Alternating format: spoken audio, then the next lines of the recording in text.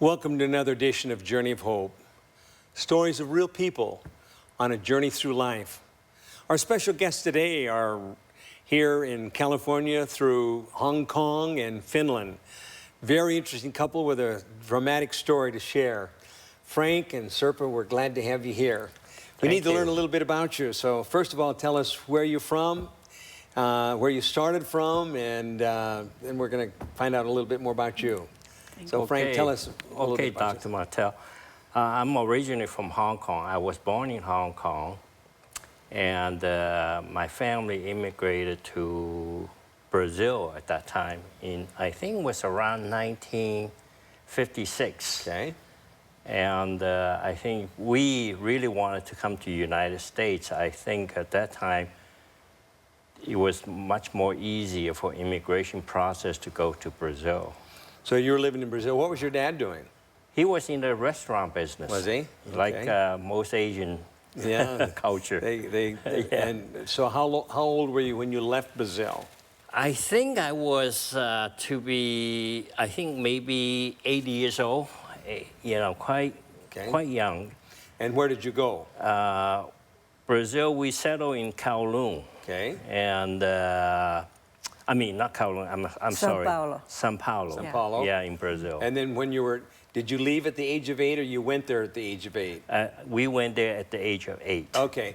And then you left and went away to college? I left, I finished high school in Brazil, and I left in 1967 to England. And you went for some college there? I went to England, study mechanical engineering. I knew when we were talking earlier that you had an engineering A little bit. See, it came out. Right. So you went there to England for a little while. All right, let me come back over here now, Serpa. Tell us where you're from. Originally, yes, I'm from Finland. From Finland. And I left Finland when I was 18. Okay. So that was 1966 I left. All right. And started to travel first to Sweden and eventually to Italy and Greece and then back to Finland. And 1971 I came to the United States. Okay. And shortly after that I met Mr. Wonderful. Oh, Mr. Wonderful. Yes. Okay, well, I've heard different people call him other things, but that's the first time I heard Mr. Wonderful. You want to share with me? Yeah. All right, so you went to England and studied mechanical engineering for a little while. Yes. And then from there, where did you go? Then at that time I was able to come over to the United States. After you graduated? No, I did not graduate from English at the British Institute. And so I came to the United States and under a scholarship with General Motors to study automotive design in the Art Center College of Design in Pasadena. Okay. So I earned my industrial design degree from there. And a little after that, I went to work for Disney. Okay, so but is that where you met Serpa when you were working in that company? Yes, I met Serpa in California, and we both were working. Prior to Disney, I was with a oil petroleum company, smaller company, and we met there mutually, and that's when we that's when you, so yeah, you were telling me you've been married how many years now? This July, it's 40. 40 years. Yes. Well, that's great. So now what were you doing at this place where he was working? I was hired as a model those days when I was young. You know, I fit the bill, I guess, you know. Right. And when there was a trade shows and conventions for the industry, oil industry, petroleum, water welling, mining, equipment, every 2 weeks in different cities. So I was the model. I was the lure, you know, to lure the clients in, and salesmen could do the sales pitch, you know, but so I was modeling for them. And that's where you caught his eye. Well, they told me that you had to meet this Frank Lee, you know, he's a nice Chinese guy. And I said, okay. And when we first met, you know, I said, okay, nice to meet you, see you later, bye. Yeah, that was it. You not didn't very do a impressive. sales job to begin No, with. he didn't. Not very impressive. Yeah. But anyway, you got married coming up 40 years. Yes. Well, congratulations. Yes, thank you. Thank you. So you worked at Disney for how many years then? 15 years. And what were you doing? I mean, there's a lot of things going on at Disney. Oh, You're talking about yes. Disneyland now, or Disney the corporation? The Disney, the corporation. But I was in the, located in the Anaheim, Disneyland. In Anaheim. What were you doing? Particularly in the resort development. The resort development, And okay. yeah, prior to my retirement, my most quite involved project was the Grand Californian Hotel. That's the big hotel they have That's the there. big hotel. It's been there now for over 10 years now, I think. And so what was your role in that? My role was pretty broad, but primary is in the design field. In the design area? Yeah, in the design area. From thematic design of the hotel interior to some of the key anchor store, hotel lobby stores, signature restaurants. So you worked there for 15 years? I worked there for 15 years. And then retired here a few years ago. Okay. Yeah. Well, you had a very interesting story in terms of learning how you ended up having cancer. And an interesting background about how you even learned about Loma Linda. Tell us a little bit about that. In fact, if I understand correctly, you're the one that had the contact. Tell us what happened. You had a friend from Finland. Yes. Way back when I was still in Finland, a friend of mine whom I knew there contacted me in early 2003. He don't speak English, very much, but so he contacted me knowing where we live, and said that he has a cancer, lung cancer, and metastasized, and prostate cancer. And he had heard about the place called Loma Linda in Southern California. He's in Finland and heard about Loma Linda. He is in Finland and contacted me here, yeah. And so we started to looking into. I said, okay, let me take a look and see what I can do for you. So we found out where the Loma Linda is located, and Frank eventually contacted the Loma Linda people and got some introduction pamphlets and information and all that, sent it to us. And then we forwarded everything else to him to Finland except the book itself, of the book by Bob Marchini. Yeah, yes, by Bob Marchini. You Can't Survive Prostate Cancer. Yes, but it was in English, so he couldn't read it. He couldn't read it anyway, so I thought that, well, no point of sending it to him. You put it up on a bookshelf. Yeah. I put it up and basically forgot about it. Basically forgot. At that time, I said, why worry about prostate? So we couldn't really help the fellow, and it was metastasized. Right, yes. He eventually died, apparently. Unfortunately, it was way too advanced and too complicated in his case, and there was some delays, and so. But out of politeness, you put the book up on the bookshelf, and eventually probably going to get rid of it, I suppose, if you're not going to read it. There's no need for you to read it. Yeah, no need for me. And then 10 years later, what happened? 10 years later, I was diagnosed with prostate cancer in 2013. Just around the first quarter of the year 2013, I was diagnosed with prostate cancer. And how did you find out? Just through my, again, it was a normal physical checkup, and they detected some anomaly in that region, and wanted me to take a blood test to read the PSA. At the time, I don't even know what PSA stands. Never heard of it before. Never heard of it. So I was told that my PSA level was 6.99. That was March of 2013. And 6.99 is higher, but it's not as high as some men get it, but it's high. It's an indication that something's probably going on. Probably. You didn't know what it meant. Since I never really, didn't know took that much any about it. attention to this type of illness or problem, I never really pay attention.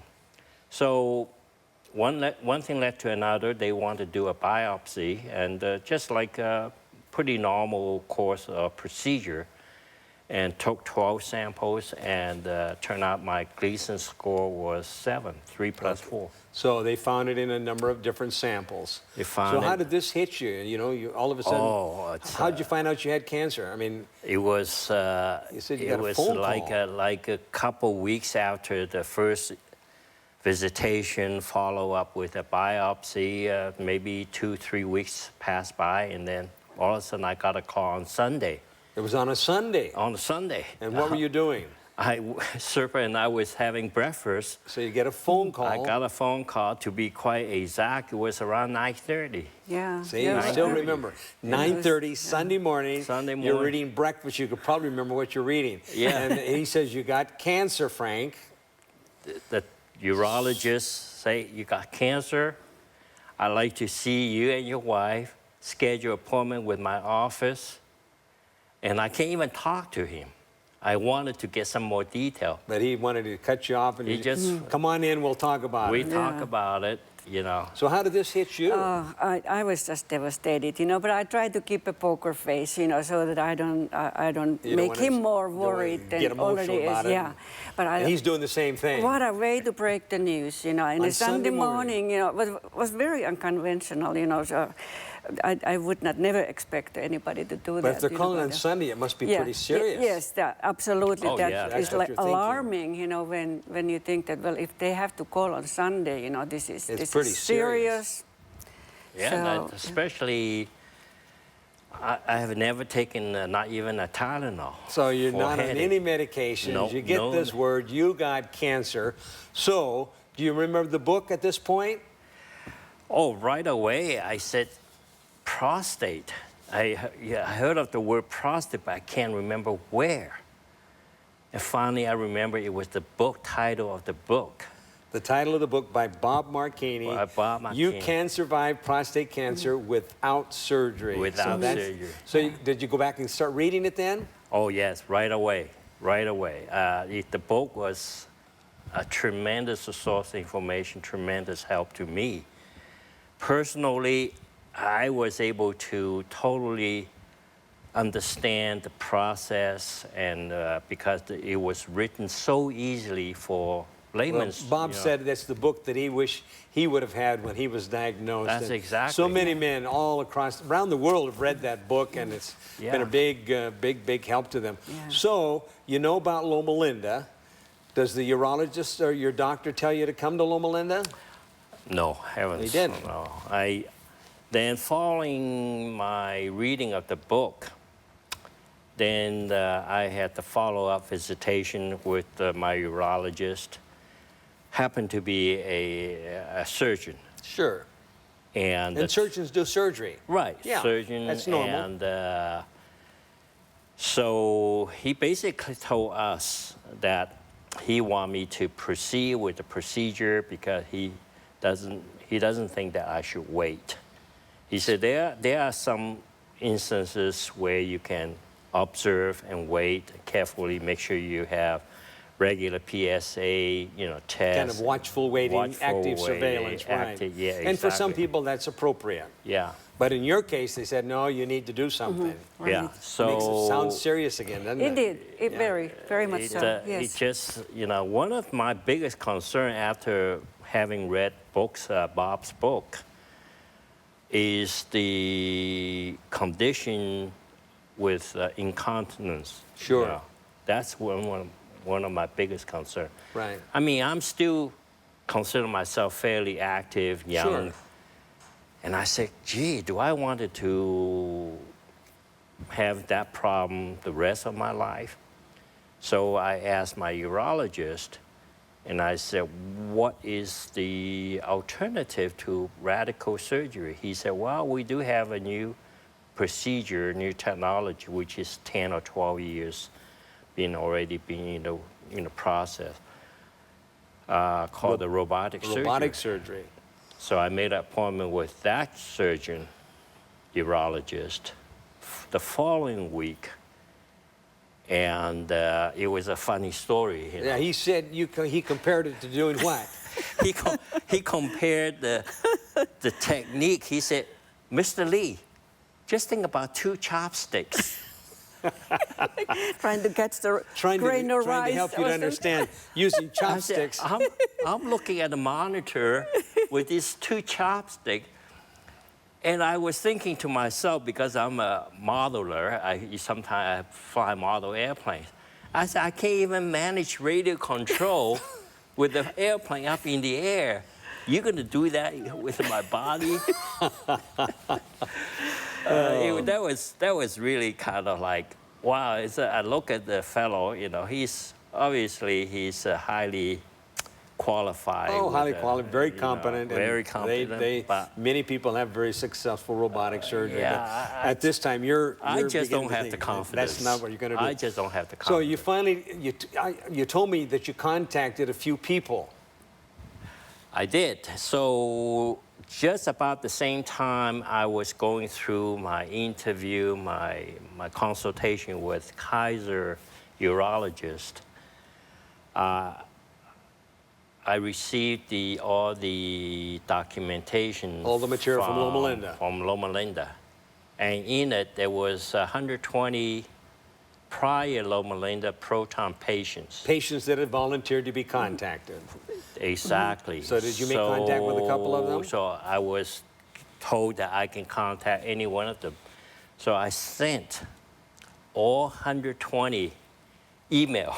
You sent all of them. Not a blast email. It's just individually. Individually. This guy does his research. I know he does. Individually. Yeah, it's 120. just Did you hear back from some of them? 56. 56. To be, I'm at I think it's at 50% response. Oh yeah, Just that's about. wonderful. But to be exact, maybe 48 point whatever. Being with an engineering background, you probably diagnosed and charted. Not only that, through the 56, the youngest patient was 47, the oldest was 82. Really? And over the span between the youngest and the oldest patient being treated, the most recent was 2 years, and the oldest I think was 21 years. Wow. So you had a great perspective of Great. Yeah, a big time it frame was there. pretty much cover. And did most of them have a good experience? I think except for one fellow. Out of the 56? Out of 50, he is the 82 years old fellow, and he did mention that he had prior procedures done. Oh, before he came to Loma Linda? Before he came to Loma Linda. So he continued to have some of the side effects. Side effects. He'd had surgery before he came here. Yes. Which brings out a very important point for our listening audience. We do treat people that had prostatectomy and had failed surgery, and then they end up coming here and are very successful. But that's really a remarkable outcome that you had. So you begin sifting through, and eventually you came to Loma Linda. So how were you when you came to Loma Linda? Did you just show up for your treatment and go back home, or what happened? No, I came to Loma Linda, and at that time, after all my research, study, and understand then I finally said, oh, I know where Loma Linda is in San Bernardino County. So I came here for my initial consultation with Dr. Namihas. One of our fine doctors. It was great. I had a real good relationship with Dr. Namihas. And shortly after that, I think was about 3 weeks later, I was admitted. So now, did you stay here? Did you go back and forth every day? I stay here at the Loma Linda Inn during the treatment. During the week? Yeah, because I think it's, easier. Too far back and forth. Yeah. So, and you were able to come over a few times? I did, I would visit him, and then he come home for the weekend. My personal experience during the time, I brag about when I call home, talk to my neighbor, how you guys doing? How you doing? And I said, I'm doing fine. I saw such a movie. What did you do? Oh, yeah. So, while you were here, though, you did more than just show up for your treatment. You were involved. You went to the Drayson Center. I went to Drayson Center every day. You went to the Tuesday night potluck. I went to the potluck dinner on Tuesday night and Wednesday meeting, and there was a Thursday meeting. Yeah, right? there was a Thursday restaurant Gathering. tour. So I only participated once. The food was. Yeah. So anyway, that's behind you now. You've been treated. You've gone home, and everything is going along fine. And about a year later, something happened. Oh, jeez. You're healthy, and you haven't had any health problems at this point. No, yeah. And you're happy. He's been through. He's been treated for his cancer, and life is good. Yes. Yeah, this is what's happening, right? So 4 months post-therapy, or proton therapy, my PSA was from 6.99 went to 0.6. Oh, that's marvelous. What a wonderful response. First anniversary post-therapy, 0.2. Okay, yes. so you last beat December, 0.1. Oh, Yeah. still going down. That is marvelous. But I wanted to bring something out. You're doing fine. The cancer's behind you. You've moved on. It's been a stumbling block. It was kind of a bad experience for you, but you moved ahead. Everything's going fine. And then you have this issue regarding the heart. I didn't have any issue. I just. Oh, you did. You didn't know it. You didn't know that you didn't have.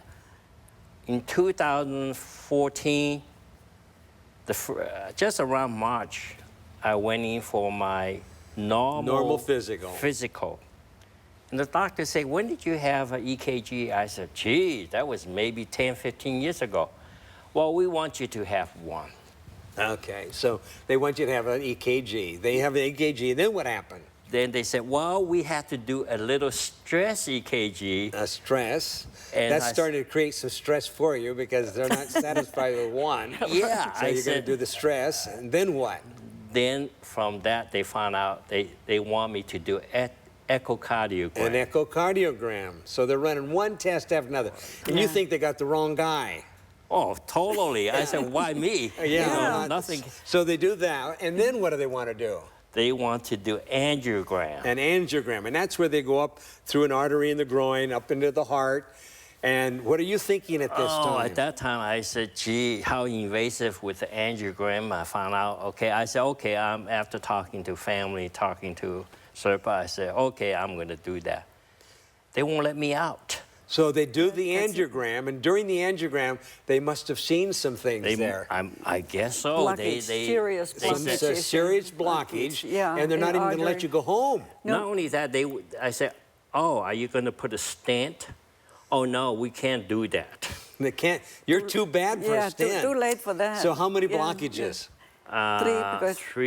Three blockages. Major. Three major bypasses. Three major bypasses. So how does, you've already overcome the cancer, things are going, and of all things, the heart, he has no idea that he's got any problem with the heart. Symptoms. How is this hitting you? Yeah. Oh, gosh, I just didn't know what to think. Luckily, my sister-in-law and brother-in-law were in a hospital with me. So we were able to kind of console each others and hold hands, but I was really devastated. Fine. It scared me because they didn't let him go home anymore.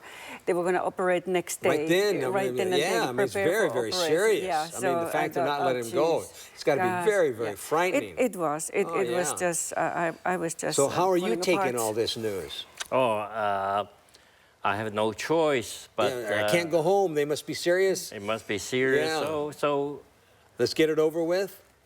Yeah, basically, all kinds of thinking going through my mind, at that point. So, but fortunately, everything went fine. And I remember calling you up shortly after. Yeah, I want to mention that. Okay. I remember talking to you. As a matter of fact, the day you called me, believe it or not, I had my PSA in the hospital. Oh, did you? And the result was 0.2. Oh, no, I didn't realize that. That was the one. Yeah. Because it was in May of 2014. Mm-hmm. And that was like almost 1 year 1 year after my yeah. treatment. Well, no, I didn't realize that. In fact, I found out about your surgery after you already had it, or I would have been Yes. over there. I would have been Yeah. over there probably and had prayer with you before you had the surgery. Well, that's behind you now. Totally behind. And you went through rehab, and you're doing well now. And that's been, what, 8 months ago? 8 Something months, like 8 months ago? Exactly 8 months. So God's had his hand over you. God's not through with you yet. He's still got some plans for you. And I wanted to thank you on behalf of Loma Linda, because I know you and your lovely wife here came down and did something for Loma Linda. Put it in there, apparently in your trust to remember Loma Linda. Yes, we did. And we were so grateful to the proton, technology that pioneered by Loma Linda. And we thought, well, this is something that we really would like to do. Yeah, we wanted to do. Well, we thank you for partnering with us. It's been exciting to see how God's had his hand over you and your work there at Disney. No, I can't have to go to Disney without saying, I know somebody that was a very important part of Disney and Disneyland and that hotel. I'm going to look at it differently the next time I go over there. And we got a listening audience now that are watching on, and some of them have just found out this week they had cancer. Some found out that they may have some heart problems. What would you tell them? Well, I think first of all, you have to trust yourself and trust that God is there to help. Trust that God's going to work it out for you. Work it out, good, yes. Very good counsel. And then very, very important, take a deep breath. Do not take any...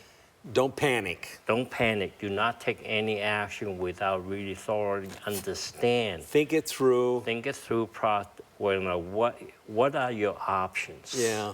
Getting a second opinion. For our listening audience, I want to say, Frank and Serpa here are a wonderful illustration of people who've been confronted with different points of their life with different news, but they took their time, they paused, they sought second opinions. And I want to tell you, as you're looking on here, that God's got a plan for your life if you give him an opportunity. Trust in him. He will hear. Talk to him. Give him a chance. He's got a wonderful plan for you. God bless you.